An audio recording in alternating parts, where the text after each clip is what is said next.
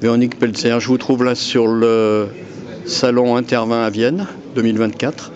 Qu'est-ce qu'une productrice de lavande et de lavandin fait sur un salon qui est consacré à l'œnologie et au vin? Comme beaucoup d'agriculteurs, elle cherche à vendre ses produits et surtout la clientèle qui participe à ce type de salon est souvent une clientèle qui cherche à comprendre d'où viennent les produits, comment ils sont élaborés. Et donc c'est le type de client que je cherche puisque j'ai un produit peu connu qui est celui de la lavande fine. La plupart des gens connaissent le lavandin. Alors quelle est la différence justement entre lavande fine et lavandin? Pas la même plante.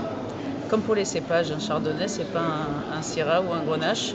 La lavande fine pousse en altitude, au-dessus de 800 mètres, alors que le lavandin pousse beaucoup plus bas. C'est les cartes postales de Valensole ou d'ailleurs. Vous êtes sur les hauteurs de la vallée du Verdon? Absolument, on est en montagne, à 1400 mètres. En fait, avec la lavande, plus on monte, plus on va avoir un parfum qui va être plus puissant, mais aussi beaucoup plus délicat. C'est ce qu'on va rechercher pour la lavande.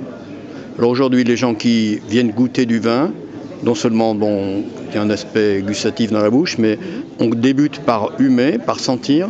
C'est un peu la même chose pour la lavande, les extraits de la lavande et du lavandin? Absolument. L'odeur de la lavande ou de lavandin est très différente pour une raison assez simple, c'est que le lavandin produit naturellement du camphre, alors qu'il n'y en a quasiment pas dans la lavande fine. Et alors, je ne sais pas si on peut dire ça pour le vin, mais pour la lavande, on peut dire aussi que ça peut être très utile pour les soins du corps. Absolument. Alors, le lavandin est plus réservé pour un usage domestique, c'est une grande culture. On va plus l'utiliser comme désodorisant dans la maison, alors que la lavande fine est officinale, et donc on va l'utiliser pour les soins du corps.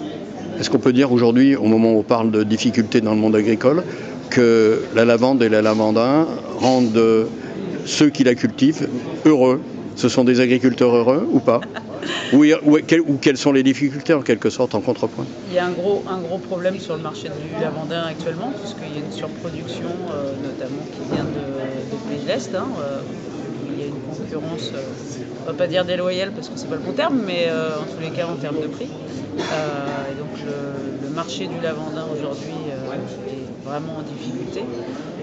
Nous, on est peu concernés parce que, encore une fois, moi j'ai une microproduction qui se compte sur une petite centaine de kilos d'huile essentielle de lavande fine, et le fait de faire de la vente directe me permet d'échapper un peu à ces tracas. Toujours est-il qu'on a quand même besoin de se battre contre aussi les lobbies pharmaceutiques qui essayent de nous faire croire que l'huile essentielle de lavande fine est dangereuse, ce qui n'est pas le cas, et puis accessoirement de passer au synthétique, ce qui est encore beaucoup mieux, mais globalement, on a quand même des gens qui cherchent à comprendre d'où viennent les produits et pourquoi ils sont meilleurs.